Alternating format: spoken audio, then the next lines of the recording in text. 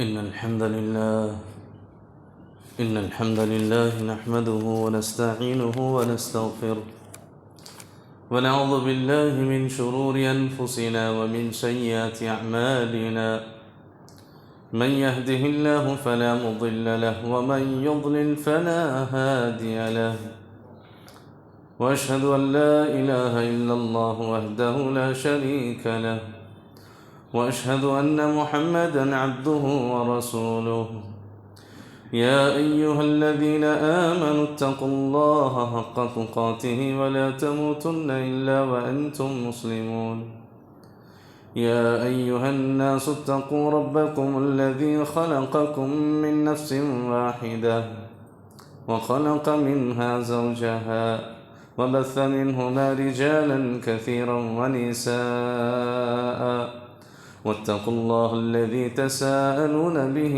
والأرحام إن الله كان عليكم رقيبا يا أيها الذين آمنوا اتقوا الله وقولوا قولا سديدا يصلح لكم أعمالكم ويغفر لكم ذنوبكم ومن يطع الله ورسوله فقد فاز فوزا عظيما أما بعد فإن خير كلام الله وخير الهدي هدي محمد صلى الله عليه وسلم وشر الأمور محدثاتها وكل محدثة بدعة وكل بدعة ضلالة وكل ضلالة في النار فأعوذ بالله السميع العليم من الشيطان الرجيم بسم الله الرحمن الرحيم يوم نقول لجهنم هل امتلأت وتقول هل من مزيد وأزلفت الجنة للمتقين غير بعيد هذا ما توعدون لكل أواب حفيظ من خشي الرحمن بالغيب وجاء بقلب منيب ادخلوها بسلام ذلك يوم الخلود لهم ما يشاءون فيها ولدينا مزيد فقد قال الله تعالى في موضع آخر والفجر وليال عشر. معزز حاضرین جمعہ، بزرگان دین، نوجوان ساتھیوں، عزیز بچوں اور پردہ نشین خواتین اسلام، جیسا کہ آپ جانتے ہیں کہ چند ہی دنوں میں ہم حج کے مہینے میں داخل ہونے والے ہیں، اور اس کی جو شروع کے 10 دن ہے وہ شریعت کی نظر میں بڑی اہمیت کے حامل ہے، جسے ہم عشر ذی الحجہ کہتے ہیں۔ حج کے مہینے میں ہم داخل ہو رہے ہیں، ذی الحجہ کے مہینے میں ہم داخل ہو رہے ہیں، اور اس کے جو شروع کے 10 ایام ہیں وہ بڑی اہمیت اور بڑی فضیلت والے ہیں۔ ان ایام کی قدر کرنا، ان ایام میں کثرت سے اللہ کی عبادت، ذکر و اذکار اور نفیل میں مصروف رہنا، یہ شریعت کی ایک بہت اہم تعلیم ہے۔ اللہ تعالیٰ مجھے بھی اور آپ کو بھی اس عشرے کی قدر کرنے کی توفیق عطا فرمائے۔ میں نے حمد و ثنا کے بعد سورۃ الفجر کی 2 آیتیں آپ کے سامنے پڑھی ہیں۔ پہلی آیت میں اللہ تعالیٰ نے فجر کی قسم کھائی ہے، پھر اس کے بعد دوسری آیت میں اللہ نے کہا وَلَيَالٍ عَشْرٍ، قسم ہے 10 راتوں کی۔ یہ 10 راتیں کون سی ہیں جس کی اللہ تبارک و تعالیٰ خصوصیت کے ساتھ قسم کھا رہا ہے؟ ابن کثیر رحمۃ اللہ علیہ نے اس کی تفسیر کرتے ہوئے نقل کیا، یہ وہی 10 راتیں ہیں جسے عشر ذی الحجہ کہا جاتا ہے۔ یہ ذی الحجہ کے شروع کے 10 دن ہیں، 10 راتیں ہیں جس کی اللہ تعالیٰ قسم کھا رہا ہے۔ اللہ اکبر!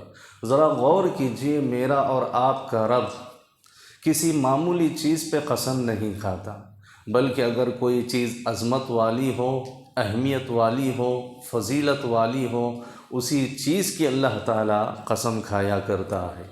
اور حدیث میں نبی کریم صلی اللہ علیہ وسلم نے ان دنوں کو دنیا کے سب سے افضل ترین ایام قرار دیا ہے۔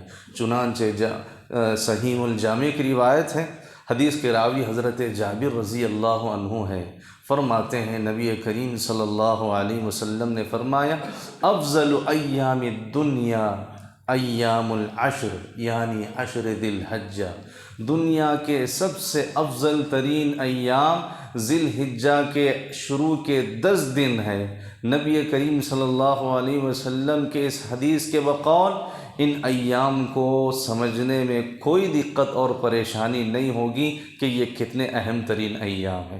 360 سال کے دن ہوا کرتے ہیں، ان 360 دنوں میں صرف یہ 10 دن کتنا معنی رکھتے ہیں، کتنے معیاری ہیں، کتنی اہمیت والے ہیں۔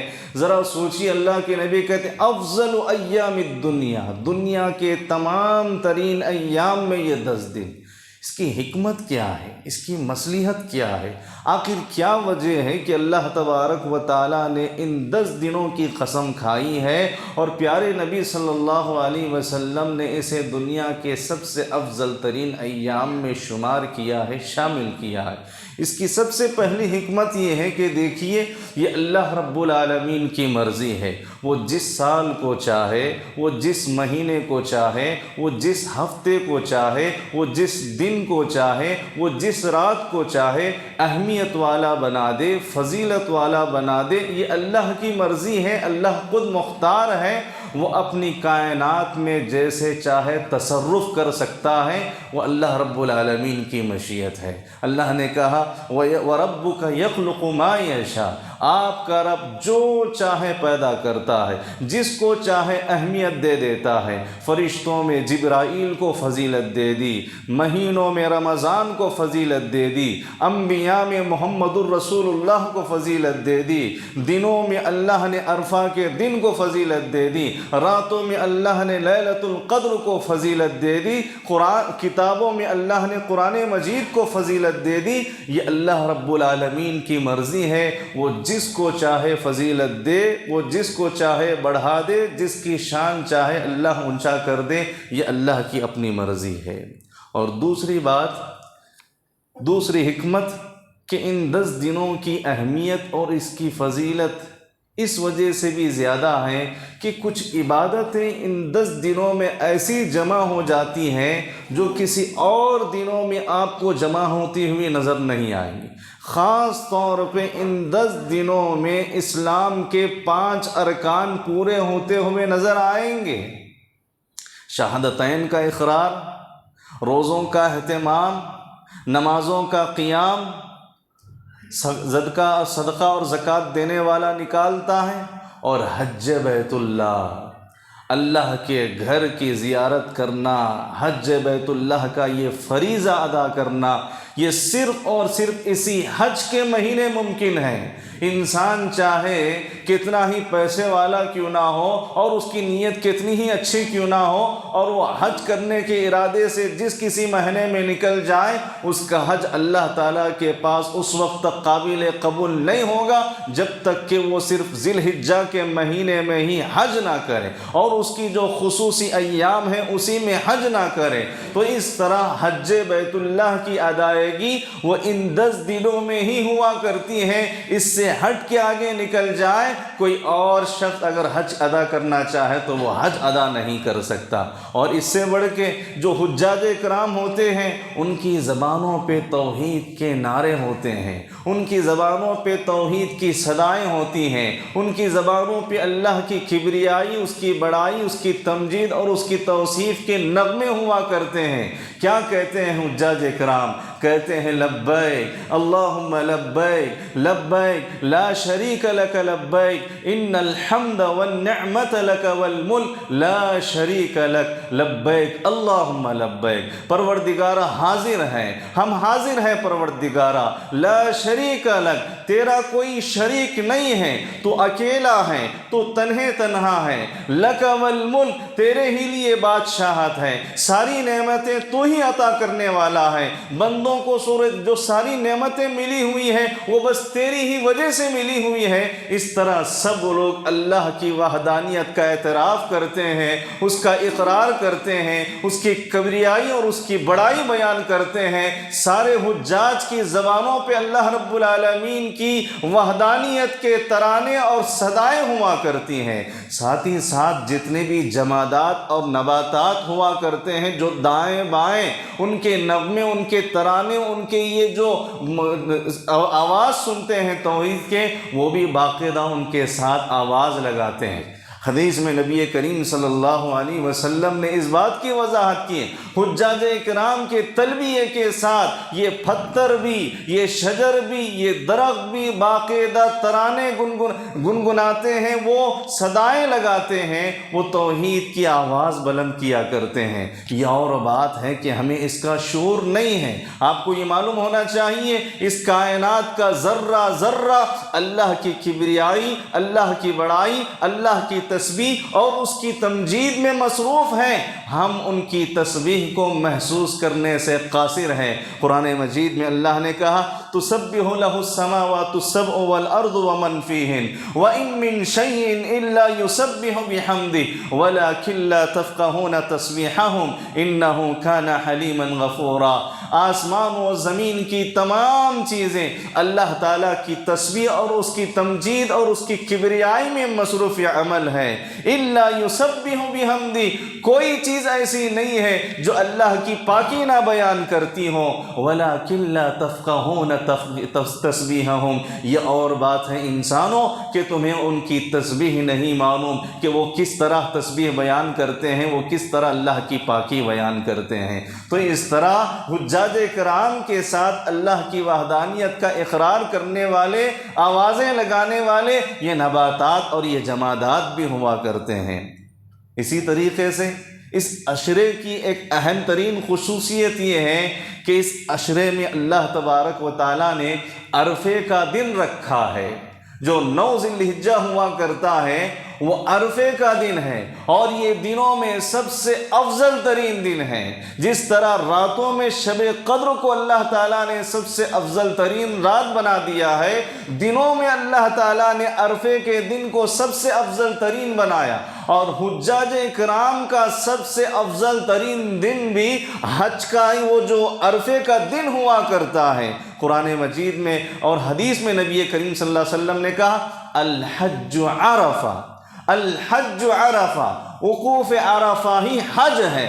اگر کوئی بھی حاجی چاہے وہ کتنے ہی اچھے طریقے سے سارے مناسک کیوں نہ ادا کر لے، اور اگر وہ عرفات کے میدان میں قیام نہ کرے، عرفات کے میدان میں نہ پہنچے، عرفات کے میدان میں نہ ٹھہرے، اس کا حج بیکار ہے۔ اسی لیے اللہ کے نبی کہتے ہیں الحج عرفہ، دوسرے جتنے ارکان ہیں اگر اس میں کمی بیشی ہو جائے، دم دے کے اس کا کفارہ ادا کیا جا سکتا ہے، اس کا ازالہ کیا جا سکتا ہے، لیکن اگر کوئی حاجی عرفے کے میدان میں نہ پہنچے، پیارے نبی نے کہا کہ اس کا حج باطل ہے، اس کا حج اللہ تعالیٰ کے پاس قابل قبول ہی نہیں ہے۔ عرفے کا دن اس لیے بھی اہمیت والا ہے کہ اللہ تعالیٰ نے عرفے کے دن ہی اسلام جیسی عظیم ترین مذہب کو مکمل کیا ہے۔ اللہ نے جس دین کا مجھے اور آپ کو حامل بنایا ہے، اس کے لیے جو چن لیا ہے، یہ دن بھی عرفے کے دن ہی مکمل ہوا۔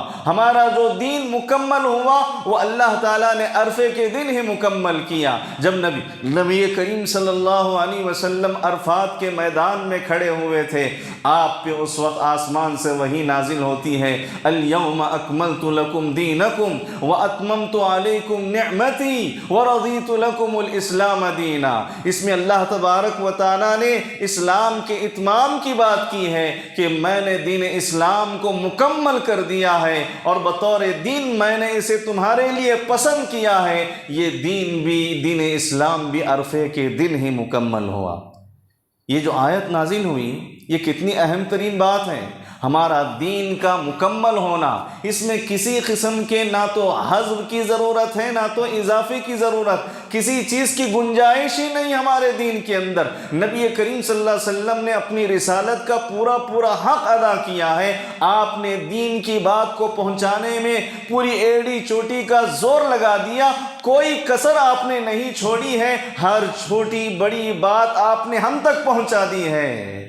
یہ اتنی عظیم چیز ہے، اتنی عظیم نعمت ہے، اسے کسے محسوس کیا ہے؟ ایک یہودی عالم نے محسوس کیا ہے۔ عمر رضی اللہ عنہ سے خطاب کر کے کہتا ہے، تمہارے قرآن میں ایک ایسی آیت ہے، اگر وہ ہماری کتاب میں نازل ہو جاتی تو ہم اس دن کو ہمارے لیے عید کا دن منا لیتے۔ پوچھا عمر نے وہ کون سی آیت ہے؟ یہودی نے کہا کہ الیوم اکملت لکم دینکم واتممت علیکم۔ اس وقت عمر رضی اللہ تعالیٰ عنہ نے بہترین جواب دیتے ہوئے کہا کہ تجھے بتانے کی ضرورت نہیں ہے کہ ہمارا دین کیسا ہے، ہمارا دین برحق ہے، ہمارا دین مکمل ہے، ہمارا دین سچا ہے، اور ہم بہتر جانتے ہیں یہ آیت کب نازل ہوئی، یہ آیت کس وقت نازل ہوئی، یہ آیت کہاں نازل ہوئی، ہم بہتر جانتے ہیں، اور اسلام کی عظیم نعمت کو ہم سے زیادہ کوئی محسوس نہیں کر سکتا۔ تو اس طرح سے یہاں یہودی عالم کی بات کو سمجھے، وہ کہہ رہا ہے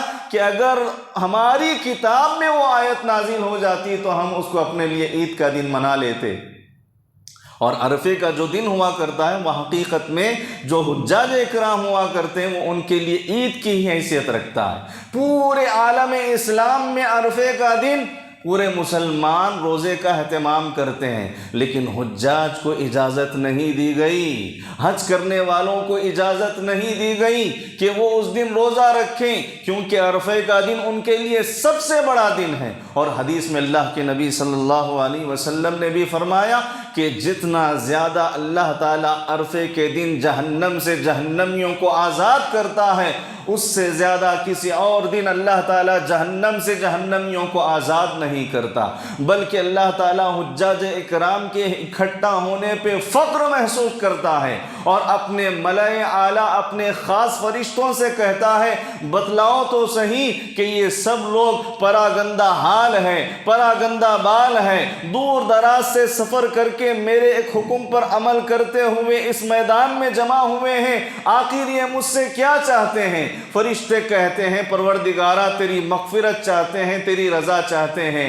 اللہ تبارک و تعالیٰ ان ملائے اعلیٰ کو گواہ ٹھہراتے ہوئے کہتا ہے اے ملائے اعلیٰ گواہ رہنا، جتنے حجاج اکرام اس میدان عرفات میں اکٹھا ہے، جمع ہے، میں نے ان ساروں کے گناہوں کو بخش دیا ہے، میں نے ان ساروں کے خطاؤں کو، ان ساروں کے غلطیوں کو میں نے معاف کر دیا ہے۔ اللہ تعالیٰ حجاج کے بھی گناہوں کو معاف کر دیتا ہے، اور حدیث کے مطابق نبی کریم صلی اللہ علیہ وسلم کے بقول سارے جہنمیوں کو جو موحدین ہوا کرتے ہیں اللہ تعالیٰ سب لوگوں کو جہنم سے آزاد کر دیتا ہے۔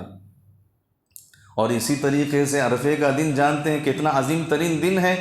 یہ جو عشرے کی خصوصیت ہے اس میں ایک چیز عرفے کا دن ہے، اور عرفے کا دن یہ عہد الست ہے۔ یہ عہد الست اللہ تعالیٰ نے مجھ سے اور آپ سے عالم ارواح میں عہد لیا ہے۔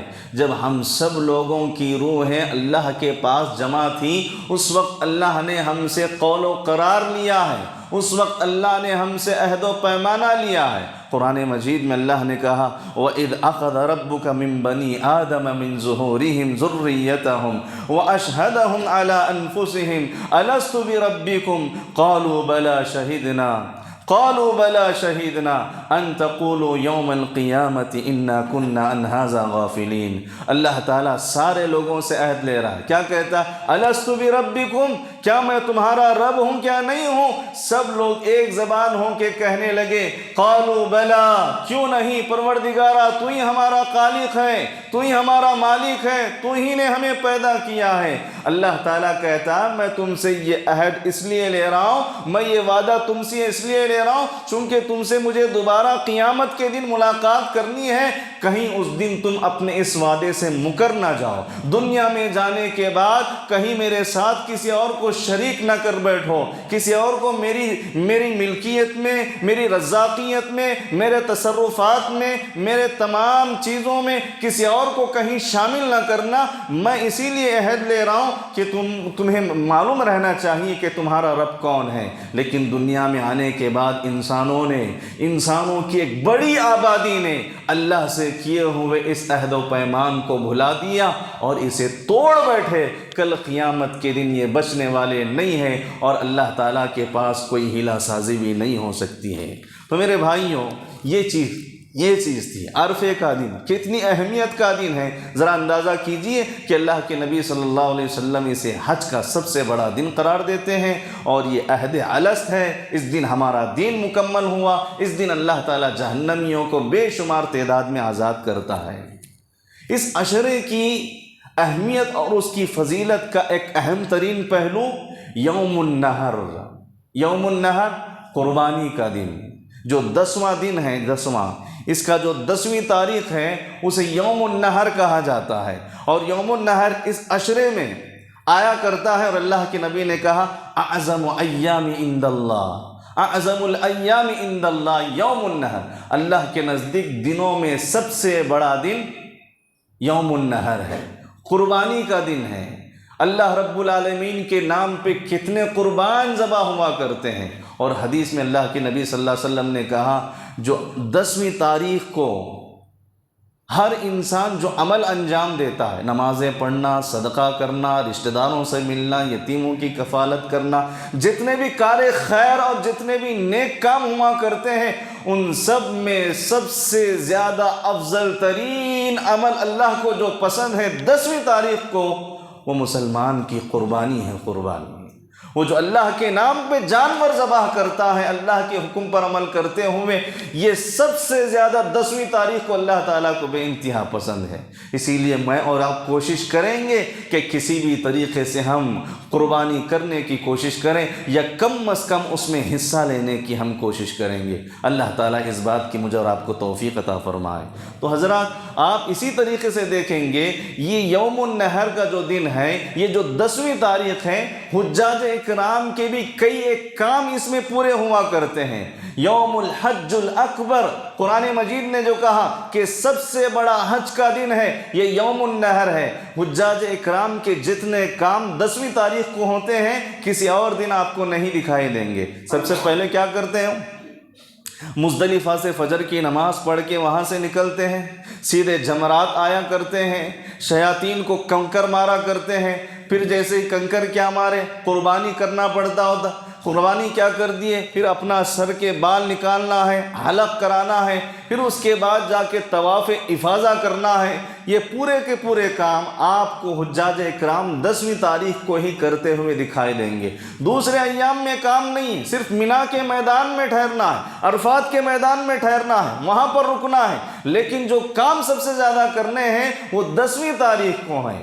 انہی اسباب کی وجہ سے، انہی حکمتوں کی وجہ سے، انہی وجوہات کی وجہ سے اللہ تبارک و تعالیٰ نے ان 10 دنوں کو دیگر دنوں پہ بڑی فضیلت اور خصوصیت اور اہمیت اللہ نے بخشی ہے۔ لہٰذا ان کی اہمیت کو سمجھنے کی کوشش کیجئے۔ اہل علم 3 عشروں کی بڑی قدر کرتے تھے۔ ہم سے پہلے جو اسلاف تھے، ہم سے پہلے جو بڑے اللہ ولی تھے، علماء تھے، وہ 3 عشروں کی بڑی قدر کرتے تھے۔ قدر کرنے کا مطلب کیا ہے؟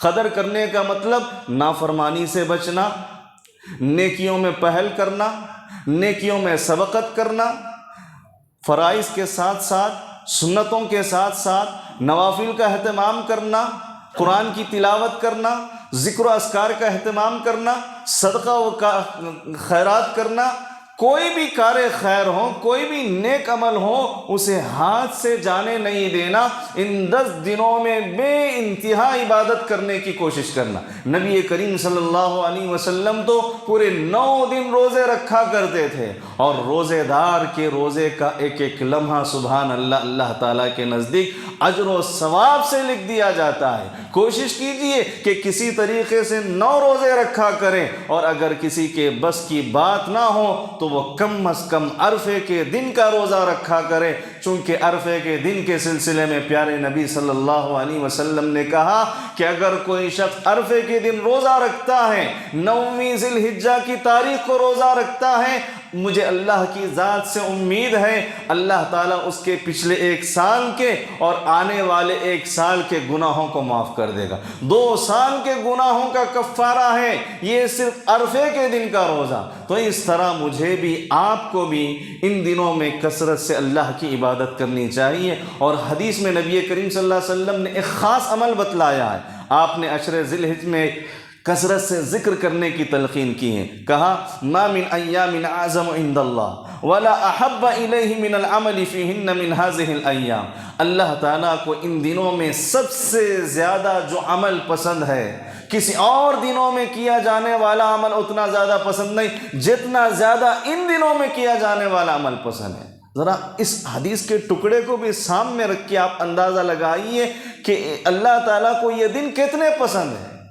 سارے دنوں میں ہونے والی عبادت اللہ ہی کے لیے ہے اور اللہ تعالیٰ اسے قبول کرتا ہے، اسے پسند کرتا ہے، لیکن ان دنوں میں اگر کوئی شخص خصوصیت کے ساتھ عبادت کرتا ہے، اس کو اہمیت دیتا ہے، اس کی قدر کرتا ہے اور اللہ کا شکر بجا لاتا ہے کہ ایک اور مرتبہ میری زندگی میں اللہ نے مجھے یہ عشرہ نصیب کیا ہے، وہ اس کا پورا خاص خیال رکھتا ہے، تو اللہ تعالیٰ کو اس سے ہونے والی عبادت بے انتہا میں اتنی زیادہ پسند، کسی اور دن میں ہونے والی عبادت وہ پسند نہیں۔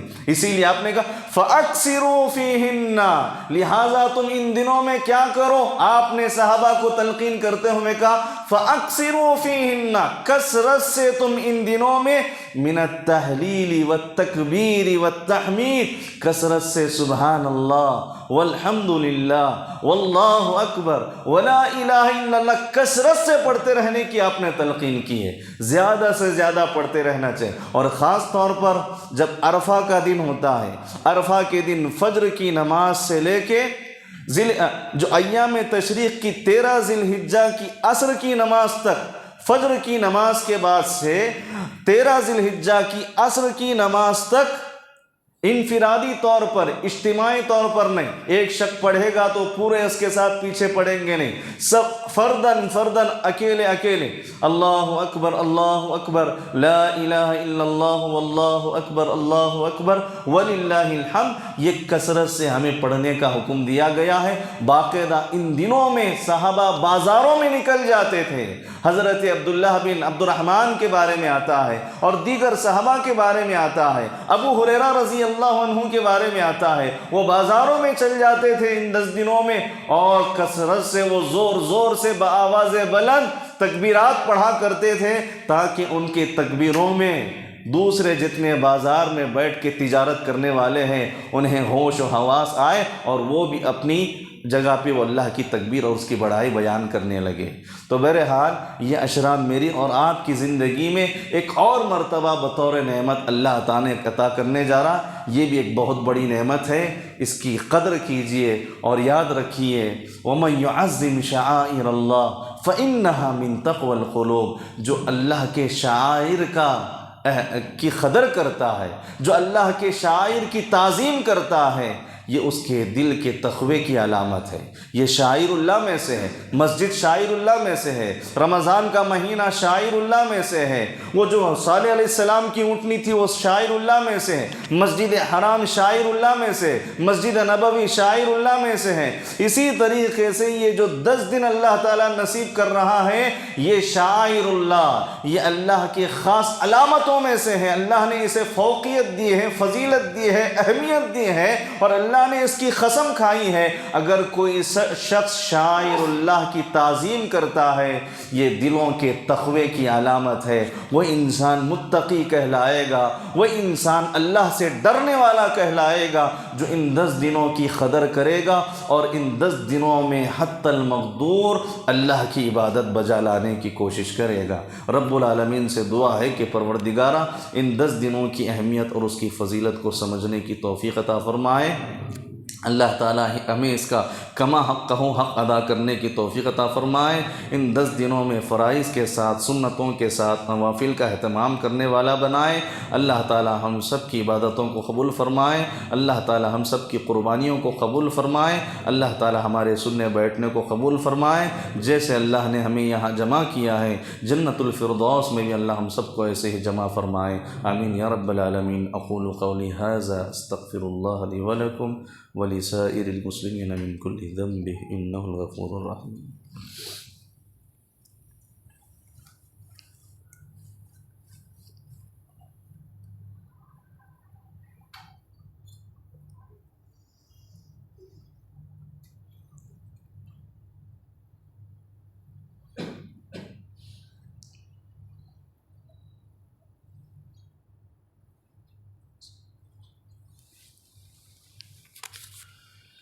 إن الحمد لله نحمده ونستعينه ونستغفره ونعوذ بالله من شرور أنفسنا ومن سيئات أعمالنا، من يهده الله فلا مضل له ومن يضلل فلا هادي له، وأشهد أن لا إله إلا الله وحده لا شريك له، وأشهد أن محمدا عبده ورسوله، أما بعد فأعوذ بالله من الشيطان الرجيم، بسم الله الرحمن الرحيم، إن الله وملائكته يصلون على النبي يا أيها الذين آمنوا صلوا عليه وسلموا تسليما، اللهم صل على محمد وعلى آل محمد كما صليت على إبراهيم وعلى آل إبراهيم إنك حميد مجيد، اللهم بارك على محمد وعلى آل محمد كما باركت على إبراهيم وعلى آل إبراهيم إنك حميد مجيد۔